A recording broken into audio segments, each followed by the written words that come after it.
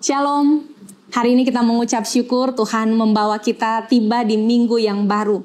Hari terakhir di 2023 dan dalam keyakinan iman Tuhan akan memberi bagi kita hari esok, tahun yang baru, tahun 2024. Mari kita membaca dan merenungkan firman Tuhan. Dalam Ulangan pasal 8, kita baca pada ayatnya yang pertama hingga ayatnya yang ke-20. Bagian ini diberi judul Bersyukur kepada Allah karena kebaikannya. Segenap perintah yang kusampaikan kepadamu pada hari ini, haruslah kamu lakukan dengan setia, supaya kamu hidup dan bertambah banyak, dan kamu memasuki serta menduduki negeri yang dijanjikan Tuhan dengan sumpah kepada nenek moyangmu. Ingatlah kepada seluruh perjalanan yang kau lakukan atas kehendak Tuhan Allahmu di padang gurun selama 40 tahun ini, dengan maksud merendahkan hatimu dan mencobai engkau untuk mengetahui apa yang ada dalam hatimu, yakni apakah engkau berpegang pada perintahnya atau tidak. Jadi, ia merendahkan hatimu, membiarkan engkau lapar dan memberi engkau makan mana, yang tidak kau kenal dan yang juga tidak dikenal oleh nenek moyangmu, untuk membuat engkau mengerti bahwa manusia hidup bukan dari roti saja, tetapi manusia hidup dari segala yang diucapkan Tuhan. Pakaianmu tidaklah menjadi buruk di tubuhmu, dan kakimu tidaklah menjadi bengkak selama 40 tahun ini. Maka haruslah engkau insaf, bahwa Tuhan Allahmu mengajari engkau seperti seseorang mengajari anaknya. Oleh sebab itu, haruslah engkau berpegang pada perintah Tuhan Allahmu dengan hidup menurut jalan yang ditunjukkannya dan dengan takut akan Dia. Sebab Tuhan Allahmu membawa engkau masuk ke dalam negeri yang baik, suatu negeri dengan sungai, mata air, dan danau yang keluar dari lembah-lembah dan gunung-gunung. Suatu negeri dengan gandum dan jelainya, dengan pohon anggur, pohon ara, dan pohon delimanya. Suatu negeri dengan pohon zaitun dan madunya. Suatu negeri di mana engkau akan makan roti dengan tidak usah berhemat, di mana engkau tidak akan kekurangan apapun. Suatu negeri yang batunya mengandung besi, dan dari gunungnya akan kau gali tembaga. Dan engkau akan makan dan akan kenyang, maka engkau akan memuji Tuhan Allahmu, karena negeri yang baik yang diberikannya kepadamu. Hati-hatilah, supaya jangan engkau melupakan Tuhan Allahmu, dengan tidak berpegang pada perintah, peraturan, dan ketetapannya yang kusampaikan kepadamu pada hari ini. Dan supaya apabila engkau sudah makan dan kenyang, mendirikan rumah-rumah yang baik serta mendiaminya, dan apabila lembu sapimu dan kambing dombamu bertambah banyak, dan emas serta perakmu bertambah banyak, dan segala yang ada padamu bertambah banyak, jangan engkau tinggi hati, sehingga engkau melupakan Tuhan Allahmu yang membawa engkau keluar dari tanah Mesir, dari rumah perbudakan, dan yang memimpin engkau melalui padang gurun yang besar dan dahsyat itu, dengan ular-ular yang ganas, serta kalajengkingnya, dan tanahnya yang gersang, yang tidak ada air. Dia yang membuat air keluar bagimu dari gunung batu yang keras, dan yang di padang gurun memberi engkau makan mana, yang tidak dikenal oleh nenek moyangmu, supaya direndahkannya hatimu dan dicobainya engkau hanya untuk berbuat baik kepadamu akhirnya. Maka janganlah kau katakan dalam hatimu, kekuasaanku dan kekuatan tangankulah yang membuat aku memperoleh kekayaan ini. Tetapi haruslah engkau ingat kepada Tuhan Allahmu, sebab Dialah yang memberikan kepadamu kekuatan untuk memperoleh kekayaan, dengan maksud meneguhkan perjanjian yang diikrarkannya dengan sumpah kepada nenek moyangmu seperti sekarang ini. Tetapi jika engkau sama sekali melupakan Tuhan Allahmu dan mengikuti Allah lain, beribadah kepadanya dan sujud menyembah kepadanya, aku memperingatkan kepadamu hari ini bahwa kamu pasti binasa. Seperti bangsa-bangsa yang dibinasakan Tuhan di hadapanmu, kamu pun akan binasa, sebab kamu tidak mau mendengarkan suara Tuhan Allahmu. Saudara, ada sebuah ilustrasi. Seorang petani, dia menaburkan benih di ladangnya. Dan setelah dia menaburkan benihnya, dia mengambil tiang dan kemudian memakukan di atasnya sebuah anak panah dengan tulisan Tuhan ada. Tiang ini ditancapkan di tengah-tengah ladangnya. Maksudnya adalah supaya anak panah itu akan berputar mengikuti arah angin. Orang-orang yang melintasi ladang si petani kemudian menjadi begitu penasaran. Mereka penasaran kenapa di penunjuk arah angin justru tertulis Tuhan ada. Maka bertanyalah mereka kepada si petani ini. Kenapa ada tulisan Tuhan ada di atas anak panah penunjuk arah angin? Lalu dengan tenang si petani menjawab, supaya aku selalu ingat, supaya aku tidak akan pernah lupa bahwa kemanapun angin bertiup, apapun musim yang akan datang, bagaimanapun hasil panen nanti, Tuhan selalu ada bagiku. Saudara, ilustrasi tentang si petani ini mau menyadarkan kita bahwa setiap kita manusia memiliki otak dengan kemampuan merekam dan menyimpan memori yang sangat terbatas. Manusia bisa mengingat, tapi manusia juga bisa melupakan. Cara untuk mempertahankan ingatan harus dibantu. Salah satu caranya dengan kita atau mengulang-ulang kejadian supaya ingatan terhadap hal itu bisa bertahan. Musa sedang mengulang-ulang peristiwa perjalanan bangsa Israel dengan hukum-hukum dan perintah-perintah Tuhan di dalamnya kepada generasi baru bangsa Israel yang lahir dalam pengembaraan di padang gurun. Sebab generasi sebelumnya yang keluar dari Mesir, mereka telah mati dalam perjalanan ini. Mereka tidak diizinkan Tuhan untuk memasuki tanah Kanaan yang dijanjikan oleh karena ketidaksetiaan mereka. Musa mengulang perintah Tuhan sambil meriwayatkan perjalanan bangsa ini, supaya bangsa Israel, generasi baru itu ingat satu hal ini. Tidak boleh lupa satu hal ini, bahwa Tuhan adalah Allah dan hanya kepada Allah saja mereka harus menyembah, berbakti, tunduk, dan taat kepadanya. Perjalanan dari Mesir menuju ke tanah Kanaan diperkirakan bisa ditempuh dengan berjalan kaki selama 11 hari.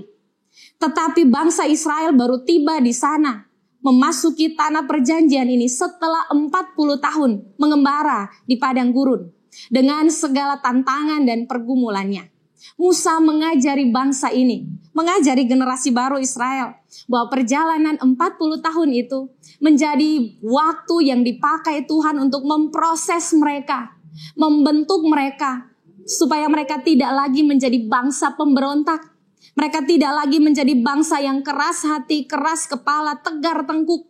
Tetapi mereka berubah menjadi bangsa yang rendah hati, mau tunduk dan taat kepada Tuhan. Penting sekali bagi Musa untuk meriwayatkan perjalanan ini sambil mempertegas kembali hukum dan perintah Tuhan. Tujuannya satu, supaya bangsa Israel ingat Tuhan dan tidak lagi mengulangi kebodohan yang sama. Saudaraku, Musa mengingatkan tentang besarnya kuasa Allah dan kasih-Nya yang teralami selama 40 tahun mereka berada di padang gurun. Bagaimana Tuhan menyertai mereka dengan tiang awan dan tiang api, sehingga bangsa ini bisa berjalan kapan saja. Bagaimana Tuhan menjauhkan dari sekitar mereka ular, kalajengking, bahkan hal-hal yang dapat membahayakan hidup. Bagaimana Tuhan memberi mereka air untuk diminum dari gunung batu. Dan Tuhan menyediakan mana, roti yang turun dari langit untuk bisa mereka makan. Sehingga mereka tidak kelaparan di padang gurun. Betapa Tuhan penuh dengan kuasa. Sebab itu oleh kuasa Tuhanlah bangsa Israel bisa berjalan selama 40 tahun. Dan generasi baru ini siap untuk memasuki tanah perjanjian. Selama 40 tahun itu jugalah Allah menunjukkan kasih dan kemurahan-Nya. Sebab itu berkali-kali mereka jatuh dalam dosa.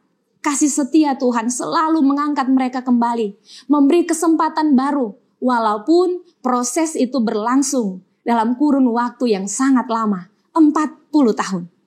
Saudara, Apa yang ditegaskan oleh Musa ini adalah sebuah pesan Tuhan yang sekali lagi tidak boleh dilupakan oleh orang Israel. Supaya mereka selalu mengingat Tuhan, hukum-hukum dan perintahnya. Apapun keadaan mereka tidak boleh melupakan Tuhan, tidak boleh melupakan perintah dan ajarannya. Termasuk ketika mereka sudah mendiami tanah Kanaan yang dijanjikan itu dan menikmati segala kelimpahan dan kesenangan di dalamnya. Pesan firman ini juga menjadi bagian kita yang menikmati minggu yang baru. Bahkan menjadi bagian kita yang sebentar lagi akan meninggalkan tahun 2023. Esok kita akan menjelang tahun baru, tahun 2024. Pesan ini diulang kepada kita untuk mengingatkan kita, Tuhan akan membawa kita memasuki tahun yang baru. Maka jangan pernah melupakan Tuhan. Ketahuilah satu hal ini, bahwa kalau kita berhasil melewati 365 hari di tahun 2023 ini, kita sehat, kita bisa makan cukup, kita menikmati hidup yang diberkati, kita berhasil mengatasi masalah, kita mampu menghadapi tantangan dan kesukaran hidup. Kita bisa karena Tuhan menyertai. Kita tidak mungkin berhasil tanpa Tuhan. Kita pasti gagal kalau Tuhan jauh dari kita. Bahwa kekuatan, keberuntungan adalah pemberian Tuhan dalam hidup kita. Di naik turun hidup kita. Di sana Tuhan telah memproses kita untuk melihat ada kuasa Tuhan yang bekerja di dalam hidup kita. Untuk membawa kita melihat ada kasih Tuhan yang tiada pernah berkesudahan menaungi hidup kita. Karena itu saudara, hari ini firman Tuhan mengingatkan kita. Jangan pernah melupakan Tuhan. Kita akan menyambut tahun yang baru sambil meyakini bahwa Tuhan yang menyertai kita di sepanjang 2023. Dia Tuhan yang sama, yang berjalan bersama kita, menuntun kita, menjaga dan menyertai kita untuk menapaki hari-hari hidup di tahun yang baru.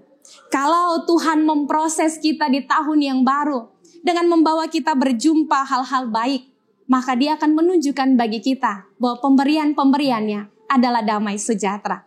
Tetapi juga jika Dia mengizinkan kita berjumpa dengan gumul, berjumpa dengan tantangan, mungkin langkah-langkah kita akan menjumpai kesukaran-kesukaran hidup. Maka di sana Dia akan menunjukkan kepada kita bahwa kuasa-Nya akan menolong, membebaskan kita, dan kasih-Nya akan terus ada menjadi bagian hidup kita. Di tahun yang baru yang akan kita jelang esok hari nanti, saudara-saudara, firman Tuhan di hari ini mengingatkan kita, bertindaklah hati-hati. Ada dua faktor utama yang membuat orang sering lupa Tuhan. Pertama, kesenangan. Ada orang yang karena mendapatkan yang dia inginkan, berhasil dalam perjuangan, kemewahan hidup, kelimpahan Tuhan izinkan dia miliki. Dia justru merasa bahwa dia terlalu hebat. Dia berhasil karena dia kuat, karena pintar, dan kemudian memandang rendah berkat-berkat yang Tuhan hadirkan di hidupnya.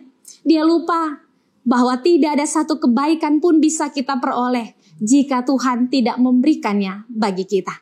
Tetapi juga faktor kedua yang seringkali membuat orang lupa Tuhan adalah kesukaran, tantangan, dan masalah. Seringkali di tengah beban hidup yang berat, di tengah masa-masa yang sukar, dalam perjuangan-perjuangan hidup yang tidak mudah, orang kemudian tidak merasakan kehadiran Tuhan. Tidak lagi dapat menyalami kasih Allah baginya. Seringkali perjalanan terasa begitu gersang dan Tuhan terasa begitu jauh. Karena dia tidak mengimani bahwa Allah pun memproses hidup kita di tengah kesukaran untuk membawa kita melihat kuasa-Nya dan menyadari bahwa kasih-Nya selalu tersedia bagi kita. Di tahun 2024 nanti, Tuhan akan membawa kita menghadapi yang namanya kesenangan. Tuhan juga akan mengizinkan kita mengalami yang namanya kesukaran. Dua hal ini tidak boleh menggagalkan kasih kita pada Allah. Dua hal ini tidak boleh membuat kita lupa ingatan terhadap Tuhan. Sebab baik kita sedang dalam kondisi yang senang dan baik-baik saja, atau kita di tengah tangis dan kondisi hidup yang begitu sukar, Tuhan tetap Maha Kuasa. Dia menolong, Dia sanggup memberkati kita. Tuhan adalah Allah yang penuh kasih. Dia tidak berubah. Dia mengasihi kita dengan kasih yang tidak bersyarat. Sebab itu kita tidak boleh lupa Tuhan. Ingatan kita kepada Allah justru akan membangkitkan iman. Ingatan kita akan kasih dan kebaikannya yang teralami selama tahun 2023 justru akan membangkitkan pengharapan.